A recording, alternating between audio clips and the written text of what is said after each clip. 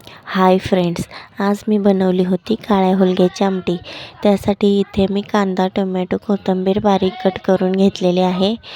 कढईमध्ये तेल टाकून त्यामध्ये जिरे आणि कांदा टाकून तेलामध्ये चांगला फ्राय करून घेतला। वरून थोडंसं मीठ टाकलं आणि टोमॅटो टाकून टोमॅटो चांगला तेलामध्ये परतून घेतलेला आहे। टोमॅटो चांगला परतून झाला की त्यामध्ये मिरची पावडर, जिरा पावडर, हळद, धना पावडर आणि थोडीशी चटणी टाकलेली आहे। आमच्या घरात जास्त कोण तिखट खात नाही, त्यामुळे मी थोडीशी चटणी टाकली होती। मसाले चांगले तेलामध्ये मिक्स करून घ्यायचे। त्यानंतर वरून थोडीशी कोथिंबीर टाकलेली आहे। नंतर शिजवलेला काळा हुलगा टाकून ते सगळं मिक्स करून घेतलं। त्यानंतर हुलगा शिजवलेलं पाणी त्यामध्ये मी 2-3 चमचे टाकलेलं आहे। पाणी टाकून भाजी चांगली मिक्स करून घेतली आणि उकळी यायला ठेवली।